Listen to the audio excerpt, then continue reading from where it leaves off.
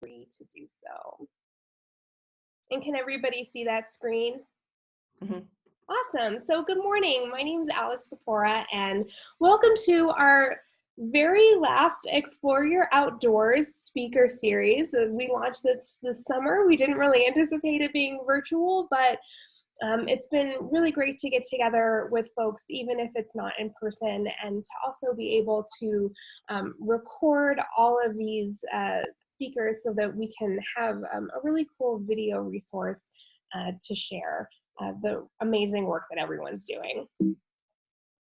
So just a quick bit of information. We will be using Zoom for this, obviously. So I know we're a smaller group today, but if you can, please go ahead and stay muted since we're recording. That'll eliminate some of that background noise.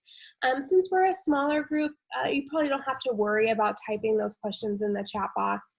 Feel free to shout them out, and it's certainly okay to keep your camera off. So regarding where to do all of that stuff, if you haven't been in a zillion meetings this week, there should be a bar across the bottom or the top of that Zoom window. On the left-hand corner is a microphone button. You can use that to mute.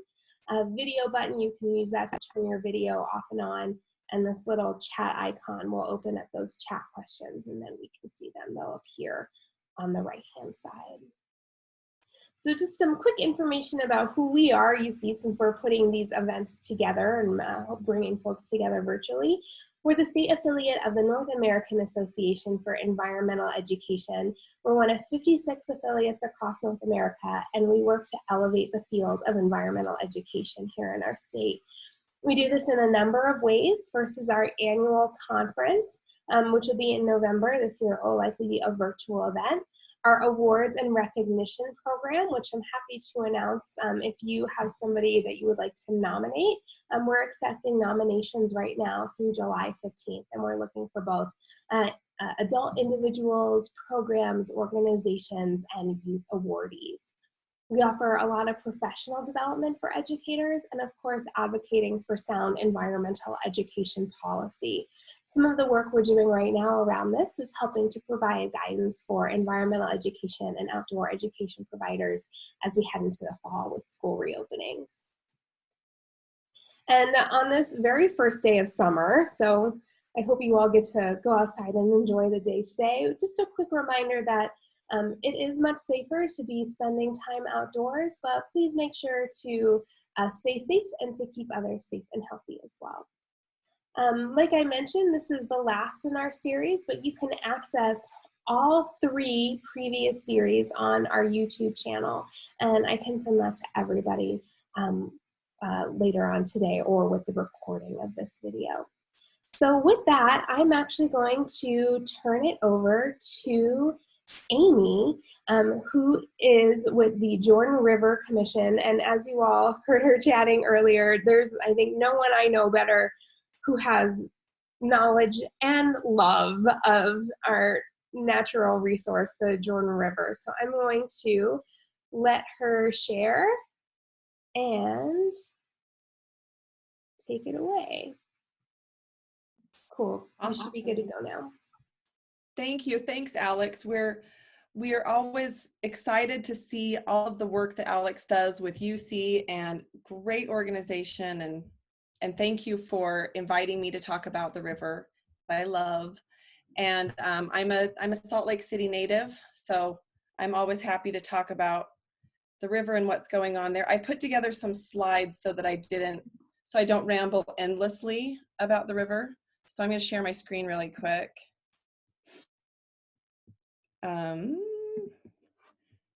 Share. Okay. So I kind of broke down things to talk about with the river into some opportunities and challenges because there's so much going on with it, right? The Jordan River Commission was created as an interlocal agreement to umbrella the 16 cities and 3 counties and organizations who do incredible work along the river. We're not a land manager or landowner anywhere. And so we work on policy and funding and have a small grant program and things like that to support others who are doing the work on the river. So, so the Jordan River has its headwaters at Utah Lake. I'm sure everyone knows that. And Denise, you said you put in an inlet park. I think this is taken very near Inlet Park, possibly still in the lake. No? Anyway, down in Utah County where the Jordan River begins, the river is 150 feet wide and 25 feet deep, and it's a very different river than you see in other places of the valley.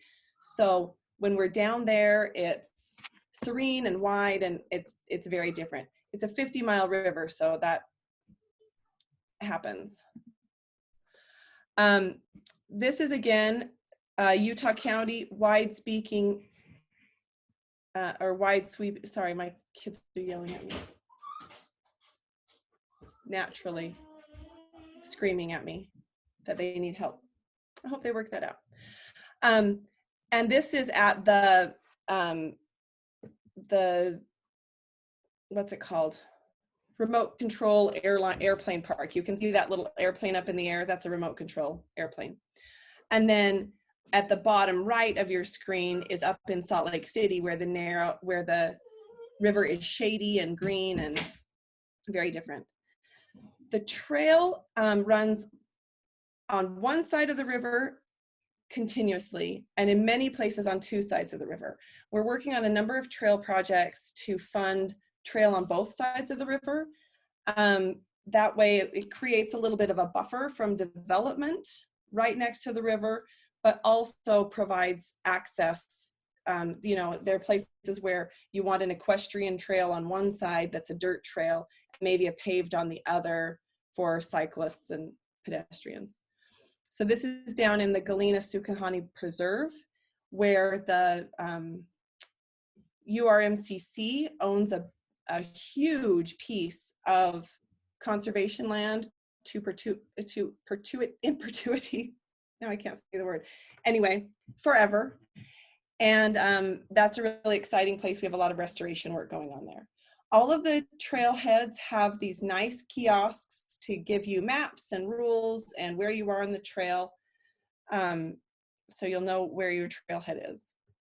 So some of the opportunities: the Jordan River corridor is an important habitat for wildlife. Anne could tell us all about the amazing birds along the river. Tracy Aviary does incredible work along the river with bird surveys and education to document and support this bird life. They're also a really great resource to all of the cities who have habitat concerns and want to take out all the Russian olive, but need to hold up until we have some other support for the birds up and down the river. The Jordan River Parkway Trail provides a great transportation route for people to be off the streets and on their bikes or walking and getting to and from places. We work closely with UTA to make sure that we have public transportation access near a lot of the trailheads so that you can commute to and from work or for wherever you need to go using this protected trail system, which is a great asset to our community. Recreation, of course, includes rollerblading and jogging and walking and you name it on the trail, as well as we're trying to work with the county on developing the water trail, and someday the goal is to have both a blue-green trail, so the green trail on land and the blue in the water. Often when we kayak, we use our bikes to do the shuttle, and in the age of COVID, that's been really nice to have a trail running parallel to the river or almost parallel to the river, because if you just kayak to the other end, grab your bike, go back to the start, and you're back at your car. There are numerous natural areas and outdoor classrooms up and down the river, and then conservation areas and easements that we support with restorations. So one of the restoration projects we work on are the tall pot plantings. We planted 1,000 trees last year and have another 1,000 ready to go in the fall. The site identification is really important. So we go out and select the site with our municipality partner, whoever the landowner is. select the site. We auger these holes, so it's not a traditional tree planting. The holes are 36 inches deep. And if you can see, this gal on the left is showing the tall pot out of the pot. These are native cuttings of Fremont cottonwoods and peach leaf willows that are taken from along the river, and they're propagated in these tall pots that are like tubes, so that they have a deep root system to get immediately to groundwater, so they don't need supplemental water like a traditional tree would that's in a ball. And then they have hardly any canopy to speak of. They're the most underwhelming trees you've seen. You go to see these amazing tree plantings, and they look like little sticks in the ground. But what matters is what's under the ground. And so that highly developed root system is what we found a lot of success with. So then we fence these trees to protect from herbivory. We have, 90-pound beavers on the river don't care about our fencing a ton, and we need to adapt in some places. And then we water them in. This particular planting that I'm showing you here was one we did with the Girl Scouts and a sorority that we work with a lot. And it was my favorite tree planting. So this little blonde girl in the rubber boots is heavily featured in all of my photos because she didn't ever smile. She's just business, got it done. So those are fun. Active transportation, the Jordan River Parkway is part of the largest connected trail system in the West, with connections from Provo to Ogden, east, west, beyond. We're looking at having the Jordan River Trail part of a US designated bike route for people who want to ride their bikes across the US. They wouldn't have to be on a roadway, and that it's going to be a part of a tiny little segment of recognized bike highway. The annual Golden Spoke ride that we organize with the commission every year, and UDOT and other partners, connects Provo to Ogden. This year, the routes include east-west connections, so they look more like a spoke. This year, it is also a fully online event, and we're encouraging people to ride all the legs, ride every part of the spoke, and check out some of these connector trails. Recreation, I don't have pictures of jogging and biking for some reason. So in my head, I didn't realize until this morning that I didn't include those pictures. But here's recreation. Canoeing, kayaking on the river is getting more popular all of the time. And the more we see people engaged in the river, the more we're developing stewards who want to help us out with water quality and seeing some of the issues that the river faces. We work hard on youth engagement and inspiring future stewards. We are happy to learn more about what other organizations are doing to engage our youth, because there are so many organizations out there that are doing great work on the river to get people to even know about it. There are a lot of people who live in this Salt Lake Valley that haven't been to the Jordan River. It's not on their radar, and they go far and wide with their canoes and their bikes to go recreate. And here we have this in the heart of our valley. So we're really lucky. That's kind of changing with COVID, because now people are very aware of the Parkway Trail and it's getting a lot of use. We have some events that we work on. The Get to the River Festival is the whole month of September. Every city does their own kind of event, and organizations plan things in September to highlight the river. It's a 30-day festival. Last year, I believe there were 33 different events, with everyone, showing off how they interact with the river. There's fishing, there's bike rides, there's this canoe trip, there are bio blitzes, all sorts of stuff. We also participate in the City Nature Challenge in the spring, and Latino Conservation Week coming up in July, coming up quick. Got to get on that. Those are, again, going to be virtual events this year. These are just the pictures I had of wildlife habitat. I do not do a good job of taking pictures of birds, And the birds are the stars of the show on the river. They're amazing and they're exciting. And every time you see one, it's thrilling. And I don't capture that with a camera. So these little crawdads are a lot easier for me to catch with a camera, and we pull them out of the river often. This pelican you see here lived in a certain spot on the river for a long time. So it was kind of fun to be able to say, oh, and around this corner, you're going to see a pelican, because he was always there. I don't know that he's there anymore, but he was for about a year. And then this beaver held still long enough for me to take his picture. But we see turtles all the time. We see deer. We see lots of muskrats. We see both majestic and carp on the river, and it's all important. Some of the challenges that the river faces are, it's a tight urban interface. It's a very manipulated river. Since the first permanent settlers decided to be permanent settlers, they've been messing with the river and channeling it, and it doesn't have the natural hydrology that a river is supposed to have anymore. So it's kind of some of the restoration work that is happening on the river is kind of part of like a new normal of, well, this would be better, right? So we don't want eroded banks, but we also understand that we don't have normal spring floods. We don't have, beavers that would like really impact the area. So there are some challenges. This that we're looking at is the trash boom on Center Street in North Salt Lake.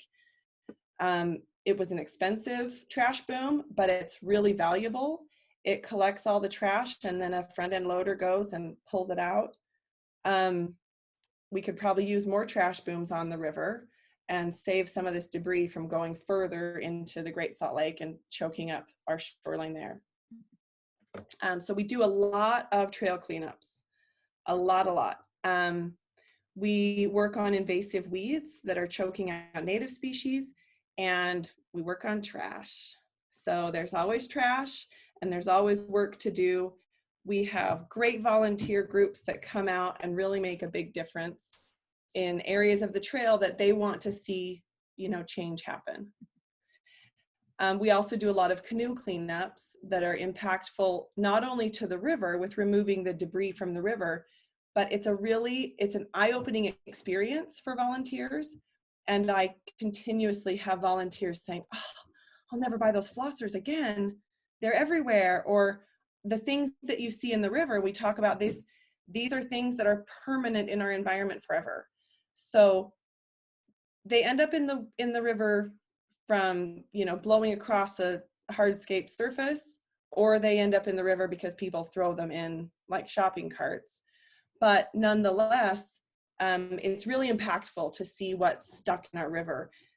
During the spring flows on the bottom right, that's a tree branch that has like a balloon and a mini Listerine bottle and Kit Kat wrappers that as that water rises, it gets stuck in these snags, and there you go. We also work on cutting down the snags so that the trash can get to the trash boom.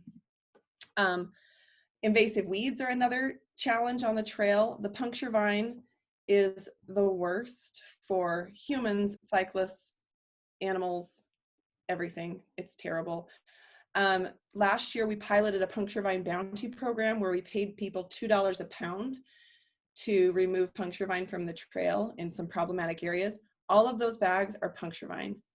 In that area, it's about 28th South, you can roll it up like carpet. It's horrible. And then it's a brilliant plant in that those tiny little spurs are genetically programmed to be viable in different years. So one of those plants has caltrops on it that this one will plant in 1 year, this one in 2 years, this one in 3 years, up to 7 years. So then we also have to worry about how we remove those seeds. It's a challenge, it's a big puzzle, and the puncture vine bounty program is one of the ways that we're hoping to address it. One of the things that we did last year is we went to Roland Hall St. Mark's School and took some puncture vine to these smart students and said, why don't you guys figure out how to do this? How could you mimic nature of how this spreads and how we can remove it? So we did a classroom session, we learned about puncture vine, and then we took them out on the trail to see if their methodology worked. And that was cool to see what their innovations were and what they thought would work, what didn't work, and we'll just have to keep trying things like that. And that's about it. I just wanted to give a brief overview of the river, and if you have any questions, let me know. And that's about it. That's my ramble anyway. Let's see. I'm going to stop sharing. Awesome. Thank you so much, Aimee. So I have, let's see, I think I have a question. So with the trash boom, how often is that cleaned out? And how long does it usually take to get refilled again? Well, it ends up getting cleaned out obviously more in the summer, like, you know, spring, summer. Spring flows, it gets cleaned out every 2 weeks. Just because we have such just flushing everything down there. And then in the fall and winter, once a month. So the access point is at the Legacy Nature Preserve, and they have to, you know, drive the truck out there and clean that out. But I've done a number of canoe cleanups beyond the trash boom. The canoe access up there is at Porter's Landing, just FYI, Denise. You can paddle up through into the nature preserve, and you have to paddle back because there's no public access into the preserve, obviously. But that's where you can, again, do some great bird watching from the water and paddle up and back into that preserve. But we find amazing stuff beyond the boom. So we still have to schedule canoe cleanups through there too. I wish we had one at like 21st South, where the dam is, but Aimee, can you tell us about the Hogle Zoo thing you mentioned? so we normally schedule a lot of canoe cleanups. It's a popular volunteer activity. It's fun. It's really dirty, but with COVID, everything's been really on hold. So our first canoe cleanup is scheduled for next week on the 27th with Hogle Zoo Conservation. We do about once a month activities with them to just support their efforts. We're kind of just the support. We have the canoes, and we have that one coming up, and then we always do one for Intercoastal Cleanup Week. We always do one for our Intercoastal Cleanup Day. World Ocean Day. We try to plan those on days that are relevant, but if you're looking for more information about the one on the 27th, look at Hogle Zoo's website. I think it's on there.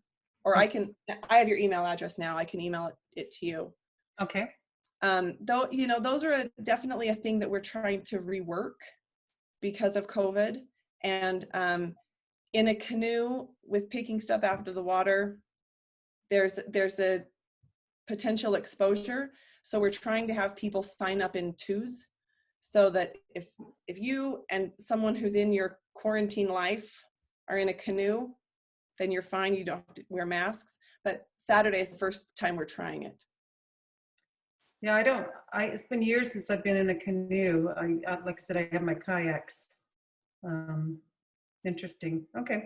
You know, or if you were interested in participating in your kayak, then it's very easy for you to social distance by yourself. Uh-huh. Yeah. So definitely look into that. I can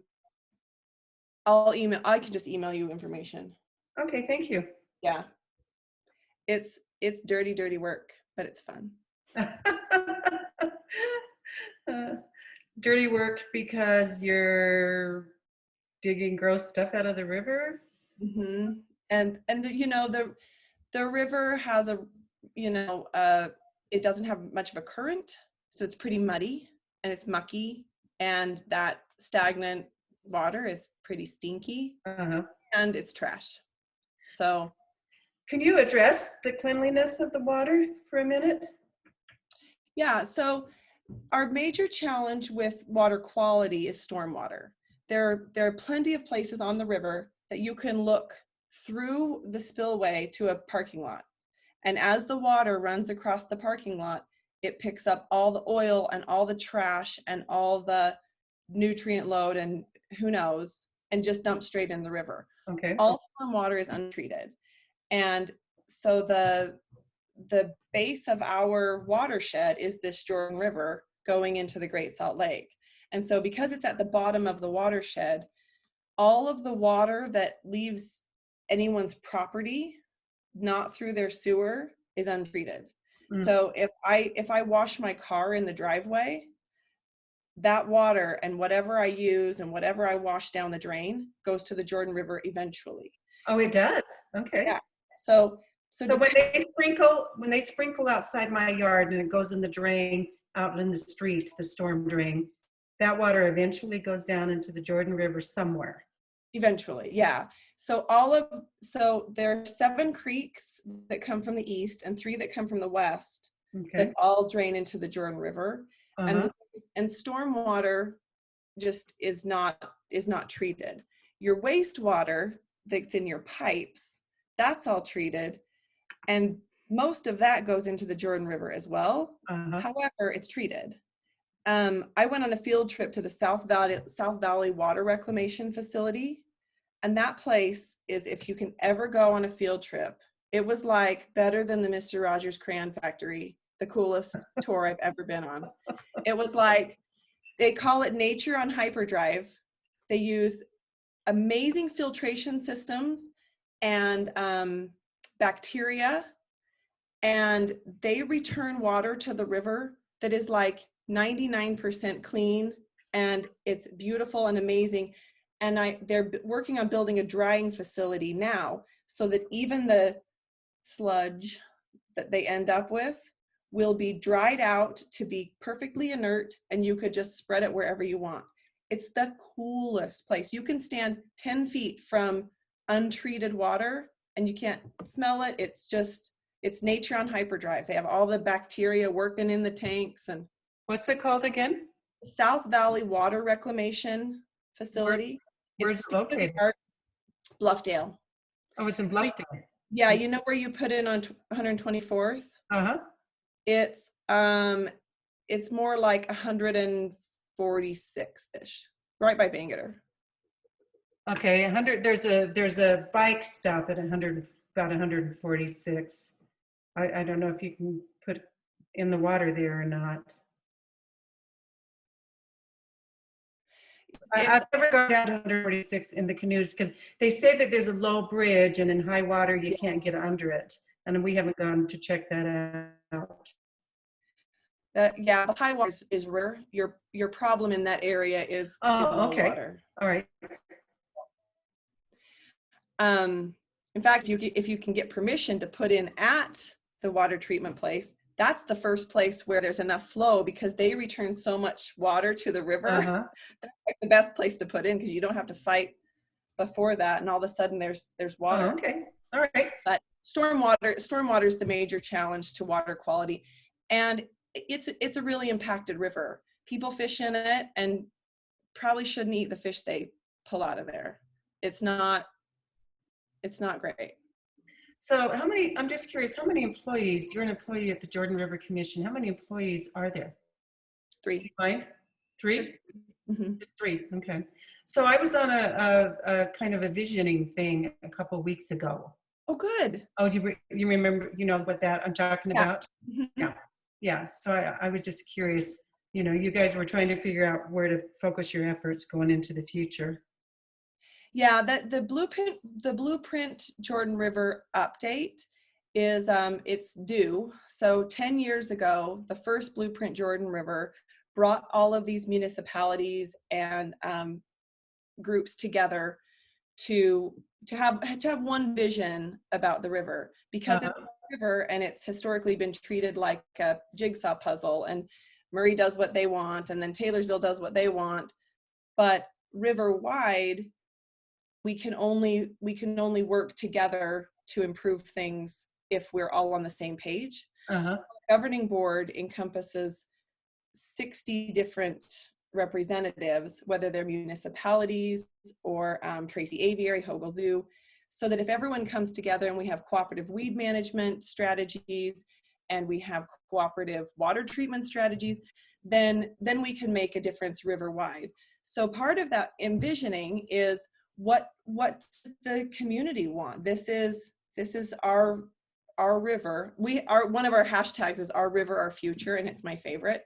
But do we want cafes along the river? Do we want it to be all natural areas? Do we want it to be a mix of both? What do people want recreation-wise, active transportation-wise? And so all of these questions are really important as we go forward and we decide, you know, where projects are going to happen, what kind of funding we really go after. So it's a lot. It's a lot to think about, and it's all really complicated. I know that probably you heard in those visioning conversations, you kind of go down this path and you're talking about water quality, but then you end up talking about social issues with, you know, people who are living on the trail, and it's all interconnected. It's a river. Uh-huh. Uh-huh. So and thank you for participating in that, because that, you know, the more participation we can get in that, we hear these voices that are great perspectives and different perspectives, that, you know, we have business owners on there saying that they want to develop up to the bank of the river. That's, you know, these are, everyone's opinion counts. Uh-huh. So spread the word.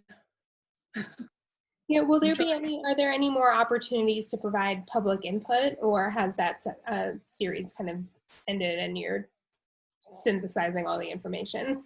No, not at all yet. So they're hoping to have, Envision Utah is really handling that.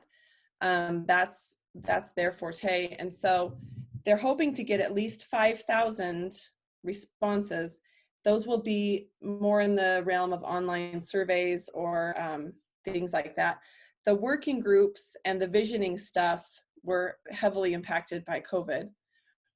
They should have been more meetings and roundtables, but they were online, so I thought was challenging.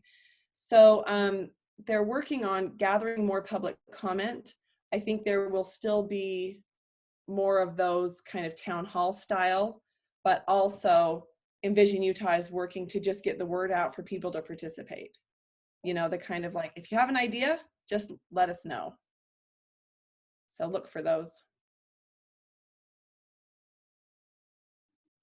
Well, great. Well, thank you so very much for sharing your knowledge about the river, some ways for us to get involved, and some fun ideas for recreation. And I hope you all are able to get out and enjoy the river on this very first day of summer. I know, thank you. I know that I'll see all of you on the river. And Denise, I'll send you some information. So we'll see you down there soon. Perfect. Have a great day, everybody. Take care. Okay, thanks, Alex. Bye.